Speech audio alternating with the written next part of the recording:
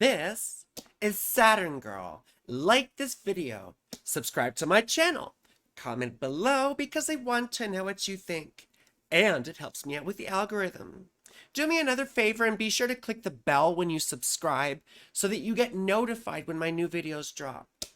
And my videos are the best. Well, anyway, this is a special edition of my transit videos. You see, we have a big one going on here. On November the 18th, Mars, our malefic master of malice, will enter into the heart of the sun, which we call a Cazimi, or an exact conjunction with the sun. You see here, let's look at the chart. You can see Mars and the sun up here at Scorpio, and the sun is getting awfully close, isn't he? They'll be exact in just a few days, but they are approaching. So you see, a Cazimi is considered to be a conjunction within 17 minutes of the sun. And it's a very auspicious thing. We will do your horoscopes in part 2. It'll be the next video. Because we really need to focus on the man of the hour here. Don't we? You see, this is a very momentous occasion because it's the culmination of a 2-year cycle called the Mars synodic cycle, right? You may remember my videos about the Venus cycle, where I relate Venus's movements, the synodic cycle, to the myth of my mama Inanna.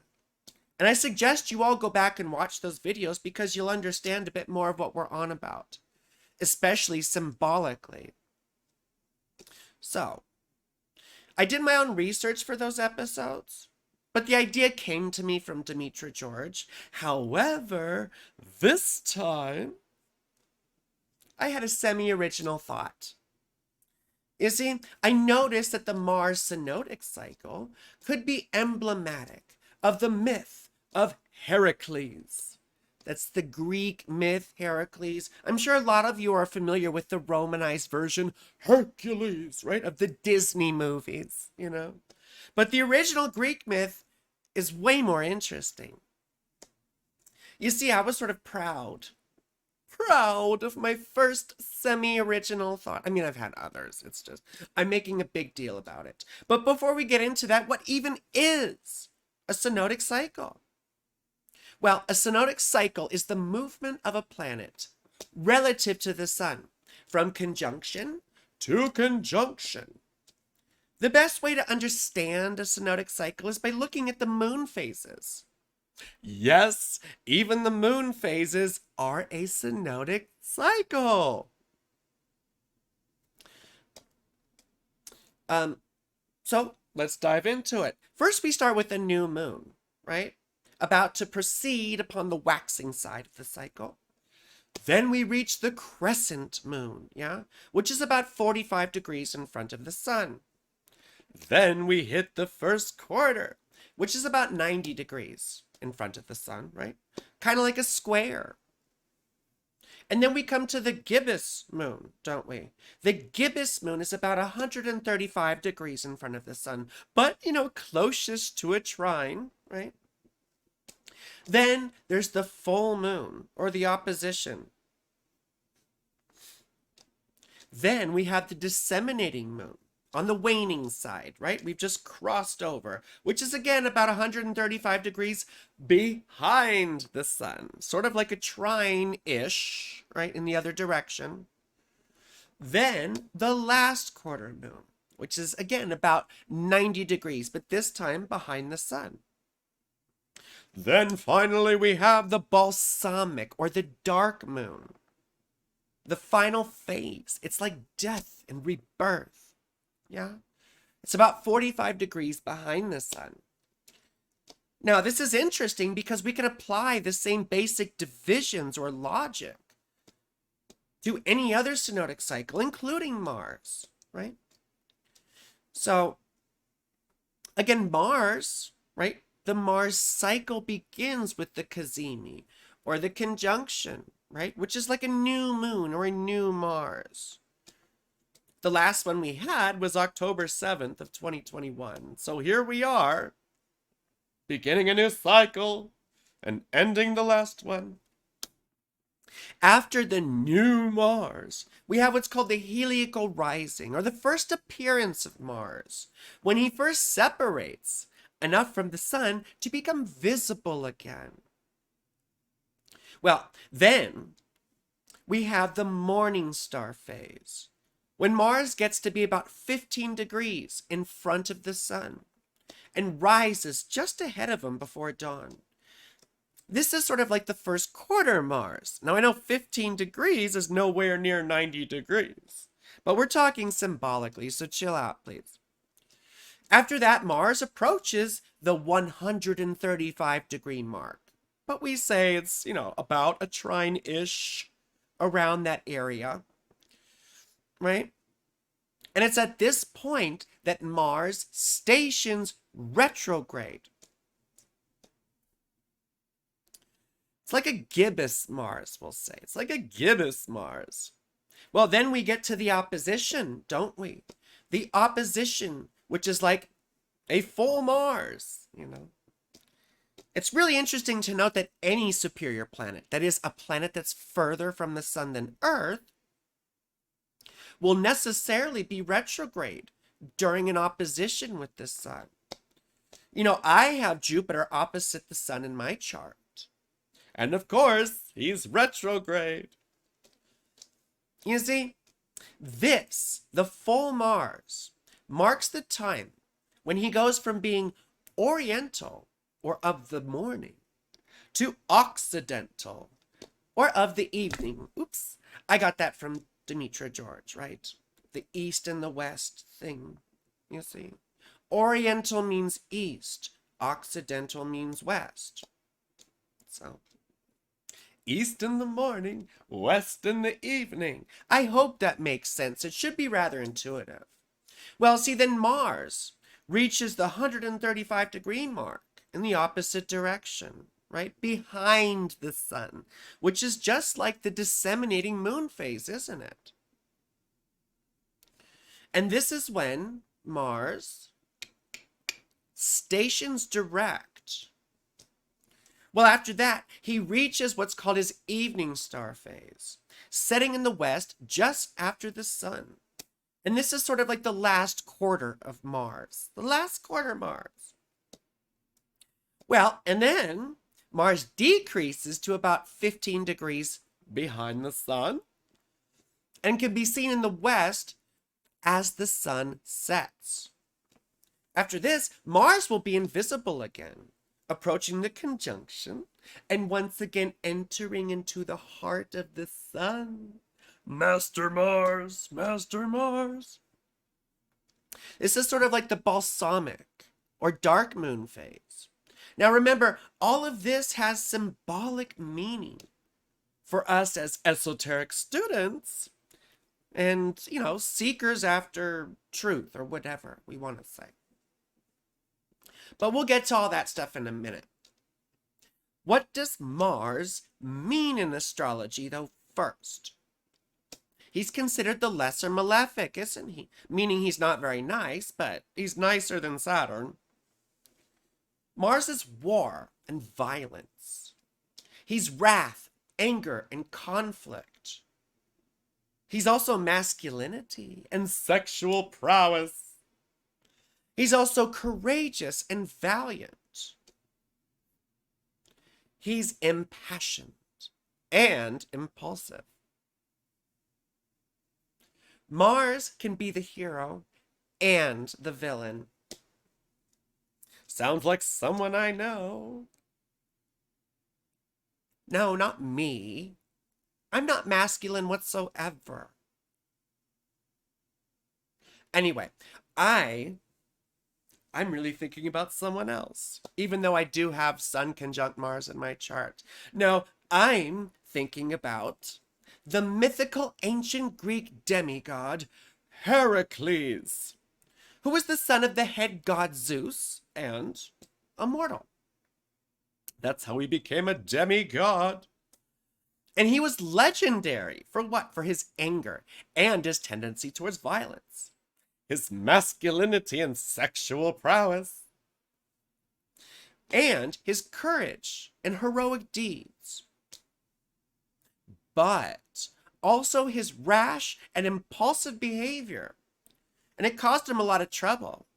Like when he accidentally killed Chiron, right? Well, I mean, Chiron was immortal, but you see what I'm saying, right? That's a whole nother story.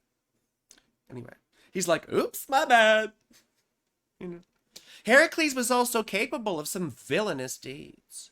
But in the ancient Greek tradition, being a hero wasn't based on what you did. It was based on who you are, including your divine descension from the gods, right? Like Zeusy, Zeusy, Lucy, Zeusy, right? But this connection in my mind that I made between Mars and Heracles, it really, really struck me. And why is that? Because there's a book by a woman named Alice Bailey, who was an esoteric teacher and author in the early 20th century. And she wrote a book called The Labors of Hercules, which related the 12 labors of Hercules to the spiritual path. She had a tremendous influence on modern astrology and the New Age movement in general. So yes, there are connections between that. She relates the myth to the final stages of the path of discipleship or the path of initiation. That is, the final victory of the soul or consciousness or the indwelling life over her material nature and reunion or re-identification with her source. Sounds kind of like entering into the heart of the sun, doesn't it? Anyway, we'll get to all that. You see, Alice Bailey describes the path of discipleship as the painful, muddy middle ground between normal human consciousness, right, and that of an adept or a master, whatever that means, right, where we basically have to labor, work hard for many lives, going through initiation after initiation, until we reach full self-realization or an awareness of our true nature and identity. I don't really agree with Alice Bailey on everything, but the basic premise rang true for me, right? So, just like the Venus cycle could be related to my Mama Inanna's story of conquering death, so likewise can the Mars cycle be related to Heracles conquering himself and entering into what? Immortality. Immortality. And both of these stories can be allegorical, can't they? For the maturation and development of human consciousness. In other words, initiation. Now, I talk a lot about initiation in other videos. But the path of initiation, to summarize, is marked by progressive expansions of consciousness as one seeks to know and understand existence and their source. Before we get into the mythology, though, I want to list some of my sources here just for a basic reference. So I get a lot of the stuff about planetary motion in general from Demetra George's Ancient Astrology, Theory and Practice. Of course, I just mentioned Alice Bailey's The Labors of Hercules, right, as one of the sources for this. But there are also two great YouTube channels with wonderful information. The first is, kind of fun. It's called Overly Sarcastic Productions, and they do a wonderful series on Greek mythology, including a little video on Heracles. The second really important one is called the Histocrat, right? Or Historicrat. It's an amazing channel that does mythology, history, and all these amazing things. And they cite primary ancient sources that you can follow up on for yourself. Like Diodorus, right? And Apollonius, I believe. Anyway, people who chronicled the Greek history, historians, right? History included myths back then. And I guess it includes myths now, right? But we won't get into that. Anyway, you don't have to believe any of the mystical mumbo jumbo in this video that we're going to talk about. But I do suggest that you take them as points for self-reflection, because it could be quite useful in your own development. Who knows? And some of this might ring true for you. Take these as points for self-examination. Now, I keep saying the original Greek myth, but the story of Heracles was likely based on earlier figures and myths. I was super excited to learn that the Heracles myth was likely based on ancient Mesopotamian figures, worshipped in early Sumer, where my mama comes from. That's why I was so excited, because anytime we can tie it back to my wonderful mama, because she was a Sumerian goddess as well. Now, one of the candidates for the primogenitor of Heracles was called Ninurta, also known as Ningirsu, who was a god of farming, hunting, and war. There was even an ancient Sumerian city called Ningirsu. Yes.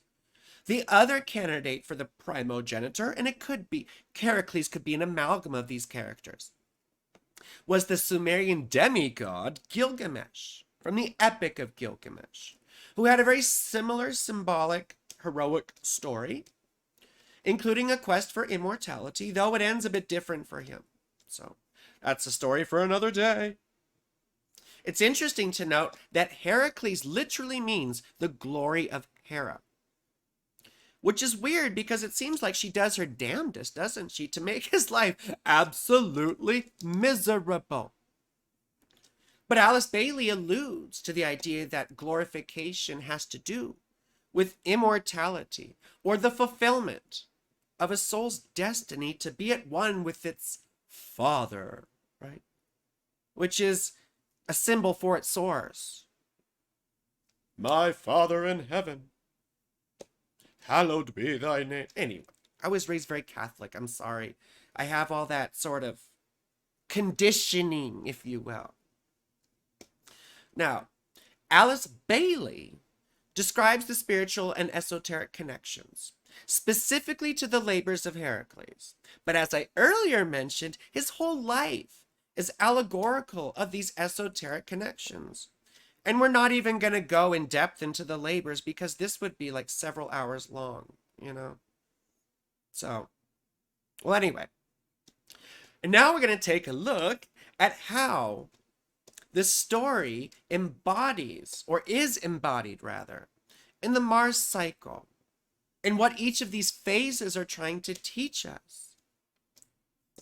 Because that's what makes this practical and useful. If you can't use it, then what's the point? Right? So we begin the story here with the Mars Cazimi, or conjunction, right? Which to me is symbolic of Heracles' conception and gestation, right? Which is a wild story on its own. So at this point, right, Mars is not visible. And we can see the relation to him being hidden in his mummy's tummy, right, the womb. Although Heracles is already stirring up some controversy even before he's born. You see, Zeus was super attracted to his mother, Alcmene, Heracles' mom, right? So he took the form of her husband at the time, Amphitryon, and impregnated her. Zeus did this a lot, so it really pissed off his wife Hera, right? So in most versions of the story, Hera already has it out for Heracles before he's born. You see, Zeus had announced that the next descendant of Perseus, right, which was one of his sons, to be born would be crowned king of the Mycenaean city of Tiryns, right, which was one of the most important strongholds of Mycenae, or the ancient Greek kingdoms. You see, both Heracles and his cousin Eurystheus were descendants of Perseus, and hence both potential heirs. Heracles was slated to be born first, but then Hera intervenes, making sure that Eurystheus would be born first instead. So before Heracles is ever born, Hera robs him of his birthright. This may remind you of the story of the prodigal son, which I'm so often fond of recounting, right? Jesus tells the story in the Gospels, right? It's about a young man who leaves his father's home to squander his inheritance. You know, it's a little bit different from what Heracles went through, but we can appreciate it as representing the same human condition. We are all the heirs to a spiritual kingdom, but we've been robbed of our birthright and cast into the material world of pain, outer darkness, and suffering in order to what? Labor or work, in order to make it our way home. In some versions of the story, Zeus feels bad for Hera's treachery and vows that Heracles will attain immortality if he completes 12 labors. And this would essentially make him a god. You see, we may have either given up our birthright or, depending on your perspective, had it taken away. But the story here teaches us that we have a divine birthright or destiny, but that we only receive it after what? Lots of hard work and labors. Labors. I don't want to do labor. I mean, maybe it's union labor, right? As Alice Bailey may put it, we are destined to be at one, right?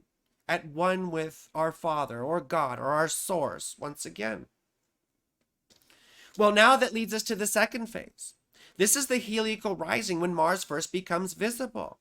And this is emblematic of Heracles' birth and youth, isn't it?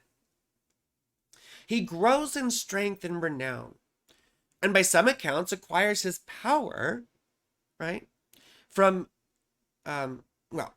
you see, in some accounts, Heracles' mom, Alcmene, wants to hide him from the wrath of Hera, and therefore abandons him in a field. Athena finds him and pities him, and then takes him to Hera to suckle, right? To suckle the young Heracles. But the little demigod latches harder than a lamprey, causing Hera terrible pain. I imagine her like just screaming and yeeting little Hercules or Heracles, whatever, tossing him. But not after he's tasted her goddess milk, which is said to be the source of his superhuman powers and also the mythical source of the Milky Way. They didn't know it was an actual galaxy, right? They thought it was actual milk, goddess milk. So I just thought that was an interesting story too. And then as a baby, right? 2 poisonous snakes, on some accounts sent by Hera, go after Heracles, right? And he just picks them up and, right? No snake is getting him. No snake can take Heracles. Well, we're also told that young Heracles has to submit to education. He's taught chariot riding, wrestling, archery, and fencing. I think of chariot riding and wrestling as sort of like the PE, right? And then archery and fencing is the strategy and the cunning, more mental activities, although they still are physical. But then he also has to what? Learn the lyre. The lyre was an ancient Greek stringed instrument, right? And this is more about education of the mind and the emotions, because to play an instrument, you have to develop the skill and the understanding, as well as the sensitivity to express feeling and paint pictures with music. Well, he gets frustrated with his lyre teacher, though, and kills him. And this is the first time he kills a person. And it's another example of his impulsiveness and his rash behavior. This stage is symbolic. This stage is symbolic of the development of the personality, right? And the personality is the threefold creature in the world that we call I, consisting of contradictory thoughts, feelings, and sensations, right? The mind, emotions, and physical body. And so it's through this stage that he gains strength and prowess, right? Through riding and wrestling. He refines the mental nature and acuity through archery and fencing. And he struggles with his emotions and his reactions. I sure hope music helps, right? But just as Heracles finds that his weakness is in his emotions and his reactions, so too do we become aware that selfish emotional reactions comprise the primary obstacles to the expression of our essence or divine nature, whatever that means to you. You see, this is a necessary stage for all of us in our own spiritual development. We must learn to use our minds to reveal new knowledge, our emotions to be sensitive to the pain and suffering of others and develop compassion, and our bodies as tools in the work of service and seeking truth. Well, next is the third phase, where Mars becomes the morning star. Pretty cool. To me, this is emblematic of Heracles coming to prominence and his first real victory.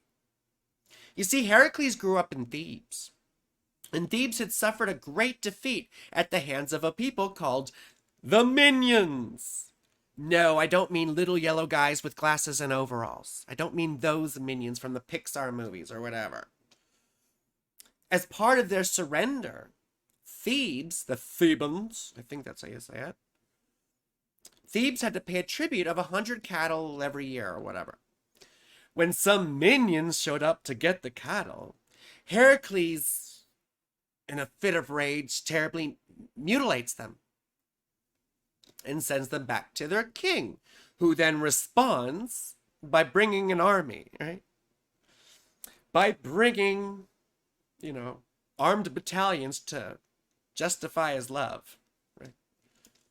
I mean, that was from Hamilton, but you know what I'm saying? He and his troops marched on the city, but young Heracles gathered up all the youths in the city, armed them because they had been unarmed, and they defeated the minions. Well, the king of Thebes, King Creon, you may remember from Oedipus and all those myths. King Creon was so stoked, he awarded our hero his daughter Megara's hand in marriage. And they had several children, and Heracles basically became heir to Thebes. You see, the symbolism to me here indicates that stage wherein we feel the height of our pride.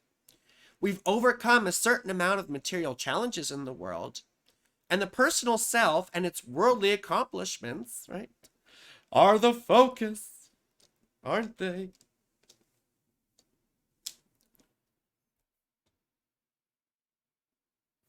This is where we are riding high, and the personality holds sway. Alice Bailey considered this to be the prison of the soul. She adds that it's usually through a crisis that we're forced to turn our attention inward. And you see, a big feature of these Greek myths and tragedies is hubris, which is a tragic pride. And often what precipitates all these crises because of the fall from grace that prompts us to look at ourselves. Well, that brings us to the fourth phase, right? This is the retrograde station and represents the crisis. Now, young Heracles, as we said, was riding high. He had his beautiful princess wife, his lovely, strong children, right? He was a very important dude in Thebes now, But his stepmom Hera couldn't have him being happy. So she put Heracles into a fit of madness, and he hallucinated that he was fighting his enemies, when he actually ended up slaying his wife and children. Well, when he comes to and realizes what he did, he's full of shame and exiles himself from Thebes to seek atonement. he went to the oracle at Delphi, who told him to atone. And in order to atone, he would have to submit himself to King Eurystheus, right? His throne-stealing cousin that Hera had born first before him. In order to complete 12 labors or heroic tasks, to cleanse himself of these sins. This stage is more than relevant to all of us. Heracles had just lost everything. He was utterly bereft. Alice Bailey mentions that a crisis ensues as the soul makes itself felt through the personality. I think we can recognize this crisis as the dark night of the soul. We feel ashamed, abandoned, and alone. We feel like all of our accomplishments have been in vain. We feel the meaninglessness and the emptiness of our desires and worldly pursuits. It feels arid, like a spiritual desert. What we don't understand until later, though, is that this is the moment when our attention is turned inward, towards the impulse to know what lies behind the veil of existence. Well, now we reach the opposition. And this marks the beginning of Mars being of the night. Listen to them, children of the night, what music they make. That was my impression of Bela Lugosi as Dracula, way back when. None of you probably remember that, but I'm a Saturn girl. I like old stuff. So.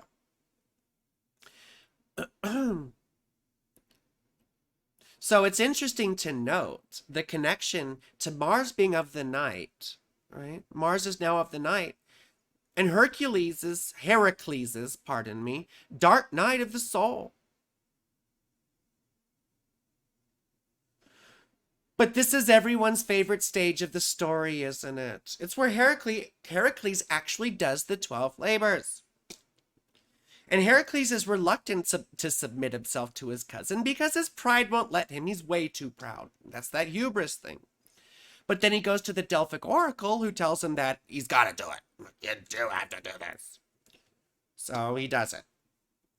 We're not going to go deep into each of the labors, but we will briefly mention them. And the zodiacal sign that Alice Bailey assigns, or the sign that Alice Bailey gives to each of them. Right? Each of these labors. And yes, unfortunately, she sort of puts them all out of order, trying to make them correspond. But, just for understanding, we'll mention these quick. For Aries, she assigns the labor of capturing the man-eating mares, right? For those of you who don't know what a mare is, it's a female horse. For Taurus, she associated the capture of the Cretan bull, another monster causing lots of trouble. And I believe that ends up being the father of the Minotaur. I might be wrong about that. Never mind. Well, then she associates the golden apples of Hesperides with Gemini. The capture of the doe with Cancer. The slaying of the Nemean lion with Leo. I mean, that's sort of a lion and Leo, right? The seizing of the girdle of the Amazonian queen Hippolyte. I mean, she just takes it off and gives it to him, right? She's like, ooh. Here's my girdle. Right? She takes it off for him like a garter belt on a wedding night. Then for Libra, Bailey connects the capture of the Erymanthean boar. Another wacky monster, right? There's tons of wacky monsters in this whole thing. For Scorpio, she assigns the slaying of the Lernean. There's the Nemean lion and the Lernean hydra, right? The lion of Nemea and the hydra of Linnea.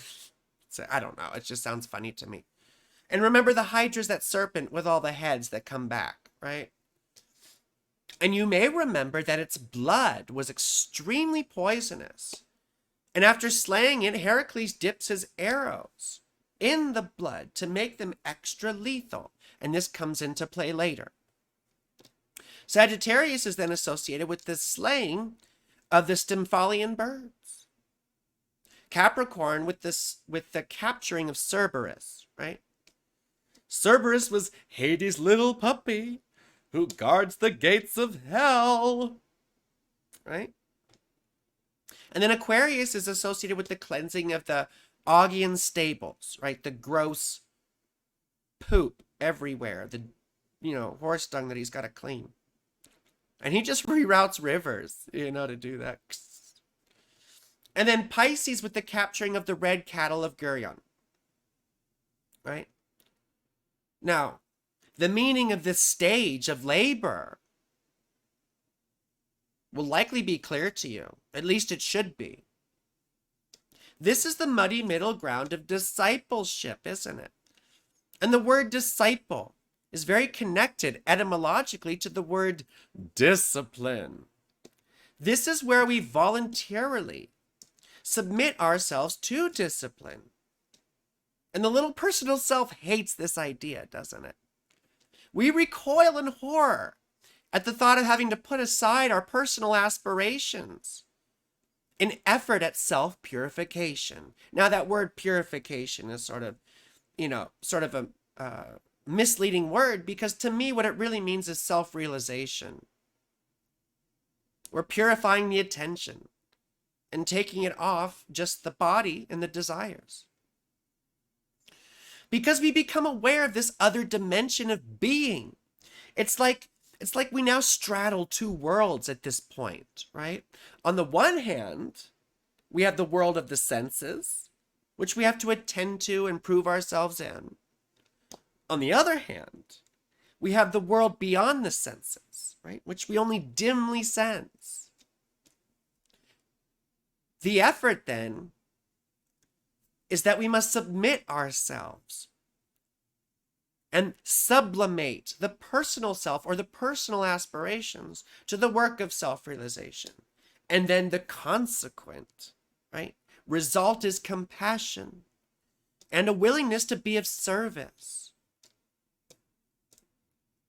It's really interesting to look at this opposition, right? Mars and the sun opposing symbolically as a struggle of opposing forces.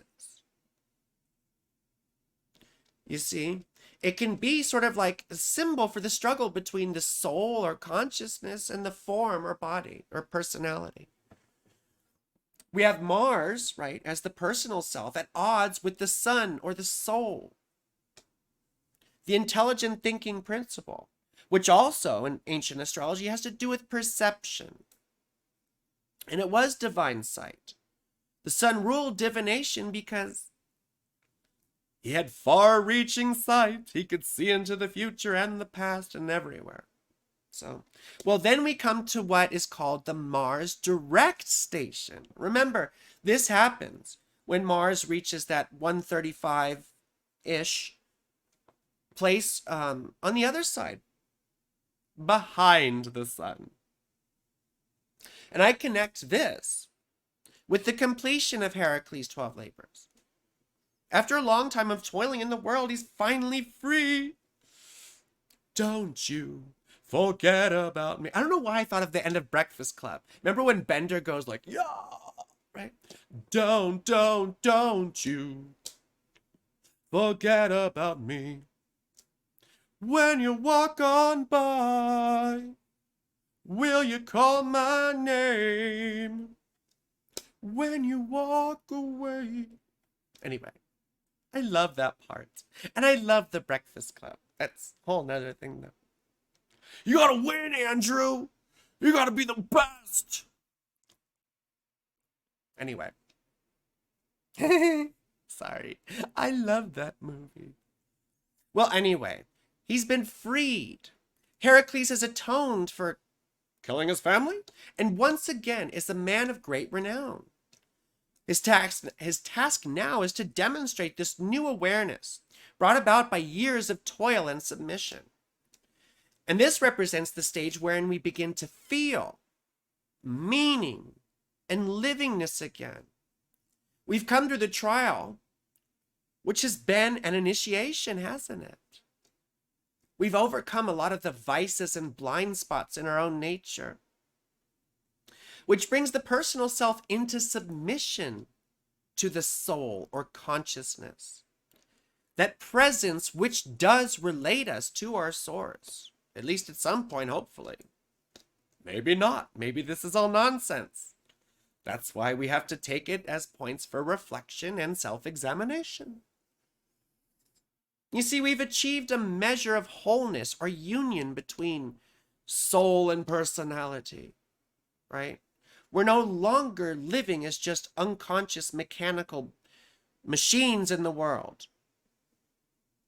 We've learned some valuable and some harsh lessons. And now we need to what? Apply them. After this, we come to the evening star phase, where Mars sets in the west following the sun. To me, this is emblematic of his post-labor adventures, right? And this wonderful YouTube channel, the Histocrat, mentions that many poets and scholars say that Heracles becomes a bit of a statesman, right? And starts encouraging the advancement of Greek society by building roads and founding cities. Once again, I get that from the Histocrat. They also mention that Heracles goes on what they call a revenge tour, right? A revenge tour, asserting dominance over his enemies, right? We don't have time to go into all the details here, but this stage has meaning for all of us, doesn't it? This is the stage where we actually have to do stuff. You don't get to just talk about it anymore. Initiation requires that we prove ourselves initiate. We demonstrate our realizations in the world and our power over ourselves. We live as examples of what we've understood. Now, Heracles' revenge tour can also be viewed as dominance over the rebellious material nature, its desires and inclinations. He's going back and, while his community involvement is emblematic of the will to be of service, which is also a result of initiation. We've learned to participate in a wider scheme, and hence to feel a responsibility for other beings, right? Well, now we've reached the final stage. This is the heliacal evening set, where Mars is about to fade out of visibility again and enter the heart of the sun. So after some more heroic exploits, Heracles takes a new and final wife. Her name is Deianira, and her name literally means husband destroyer. They have many children. And Deianira loves Hercules, but she's the jealous type. They may have had some Pluto stuff going on in their synastry, She complains that he's never around and he never sees his kids. It's the same stuff my mom used to say to my dad, Some things never change, do they? I mean, the dude has been with hundreds of women and loads of men, which was the manliest thing ever at the time, like nothing manlier than being with other dudes. So it's sort of understandable that she would be a little bit jealous, I guess, right? I mean, when you got that kind of I don't know. I mean, these days, hopefully we don't get caught up on so much of that anymore. At least I hope not. Well, fast forward now to Hercules and Deianira. They have to cross a very wide river with a centaur friend named Nessus. So you may recognize these names, Deianira and Nessus, or some people mispronounce it as Deianira or whatever, but it's Deianira and Nessus. Right? So Heracles quickly makes it to the other side of this wide river. And then Nessus, about halfway through, chooses instead to try and assault Deianira, you know, the R word. He doesn't ask for consent. Well, Heracles sees this and fires his arrows at Nessus, right? And remember, those arrows are dipped in what? Poisonous Hydra blood. He hits Nessus, who then lays dying. During his last moments, he's got revenge thoughts, doesn't he? So he tells Deianira to take his blood and his seed. You know what I mean by seed, right? We mean fun fluids. You know what I mean by, anyway. So he tells her to take these two fluids from him, and that she can line Heracles' shirt with them, and it will make him eternally faithful to her. Now, Hydra blood doesn't do that, right? So you see where this is going, right? Of course, jealous Deianira wants him to be faithful and be all hers, so she lines his shirt with these fluids, which on its own is kind of gross. You know, I don't want that on, well, it depends on who, doesn't it? So she lines his shirt, thinking it's going to make him, faithful. And she tells his squire, right, his assistant, to bring the shirt to Heracles. As soon as Homie leaves, Deianira brings some of the fluid into the sun, and all of a sudden sees it burning and bubbling, right, like acid from, like the stuff the Joker fell in, right, in Batman. Like acid in a comic book or something. She suddenly realizes what she's done.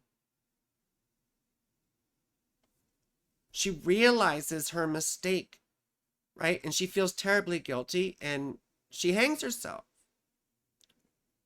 Which reminded me of Judas, right? Judas Iscariot in the story of Jesus, who sells out Jesus for 30 pieces of silver and then feels so guilty that he does the same thing, right?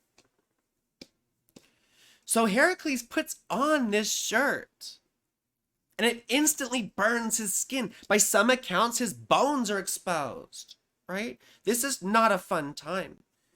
So he then builds a funeral pyre, right? A big fire blaze, and he casts himself into it. And as he lays in this fire, Zeus sends a lightning bolt, which engulfs this whole thing, including Heracles. And it's during this ordeal that Heracles' material or mortal half is burned away, leaving only his divine presence. And he ascends to Olympus to become one of the gods. He fulfilled the destiny laid out for him by Zeus, his father. This is beautiful, but what does it mean for us? You see, this is the culminating initiation, which Alice Bailey describes as the crucifixion. We certainly don't have any experience of this directly.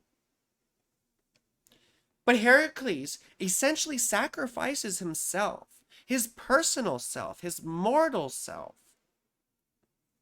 Yes, he was an integrated and powerful personality. We think of him as a representative of a united soul, right? Serving in the world. Yet even with his achievement, he's still encumbered by mortality. So this event represents the final death and reabsorption into the light of his source, or reunion, right, with the sun. The Cazimi, or entering into the heart of the sun, can be seen as a symbol of this reabsorption and re-identification with our source. You see, in the fullness of light. And then he is reconciled with Hera, his evil stepmother, right? His wrathful stepmother who inadvertently trained him, just as we are trained in the daily trials and tribulations of daily life. We go through initiations, but every day has little initiations as well. St. Paul said, I die daily. And he didn't mean literally. He meant he died to how he experienced himself the previous day. Now, we're not about to enter into reunion with our source anytime soon. But we can have this aim. And this stage relates to when we first start to glimpse and become aware of a greater whole than ourselves. We begin to recognize ourselves as interdependent beings, and that we all influence each other for good or for ill. We may not be perfect, but our intentions are mostly not to be harmful, right? Not be a harmful influence to others. Remember that old phrase, do no harm? Now, one thing I didn't mention, though, earlier, right, during his post-labor adventures, is that Heracles tries to get initiated into what was called the Eleusinian mysteries while he's on his revenge tour, right? You see, the Eleusinian mysteries were an initiatory cult based around the myth of Demeter and her daughter Persephone. The latter being the queen of the underworld, right? Wife of Hades. Now, not a lot is known about these mysteries because it was an oral tradition and it was kept secret among its members. It sounds sort of reminiscent or similar to Freemasonry today. But it's interesting that Heracles was going to join an initiatory cult just before his final initiation, right? His entry into the heart of the sun. There is also likely a connection with death in these mysteries, you see? Because according to some scholars, part of the revelation of the cult had to do with the true name and identity of Persephone. I'd like to think that as queen of the underworld, she is revealed to be the conqueror of death itself. And that would be quite a relation to my mama Inanna, wouldn't it? Now, what can we learn from this myth? Right? And how can we apply it during this culmination of a Mars cycle? Well, there are important lessons in this on the refinement of the material nature, the mind and the emotions, and the body. Because these are all material things. I'm a material girl in a material world, and I am a material girl. Anyway, there are lessons here about struggling with pride, anger, and desire. All these emotional conditions. We are taught that it takes effort and hard work to learn these lessons. We can see Mars is embodying these sides of ourselves that we're trying to bring into accordance, into harmony with the solar life, the heart of the sun. You see, we are taught here the value of labor and eventually learn the glorification of labor. Remember earlier that Alice Bailey relates glory to immortality. And it's in this connection that the esoteric meaning of Heracles' name becomes clear. Because remember, Heracles means the glory of Hera. And it was through the trials brought upon him by Hera that he becomes glorified, wins his immortality, and becomes a god. He becomes a god. Right? Alice Bailey indicates that this is the destiny of every human being, to become a god. And I don't mean like you're God, right? But rather that we progressively identify with something higher than ourselves. We come to identify with those who serve the plan of God or the universe or whatever you want to say. And we identify with that plan, assuming there even is one, that there is sort of a template, right? That we're conforming to bit by bit. Which Alice Bailey states, this plan is to participate in elevating or raising the consciousness of humanity. So in that work, we begin to embody the divine nature in our daily material lives, which is true service. And this demonstration is service. Because then, just as the way ahead was pointed to us by others living as demonstrations, so we too can live in such a way. I'm a terrible example because I do lots of terrible things. But there are good things that I do too, and there's great things that you do as well. And you can live as an example for those around you, if you so choose, right? So go forth, right, in both joy and stern resolve. Bring new livingness and intensity to your labors, your work in the world. You are the path you're on, and you are the achievement. That's what Hercules learned. He was the achievement. Sorry, Heracles. And Heracles, right? Heracles' story is also our story, right? Mars is the lord of conflict. And this whole thing is about the struggle to find our way through the outer darkness. Bit by bit, we realize more and more of what we are really like. We see that our personal will is at odds with the greater will.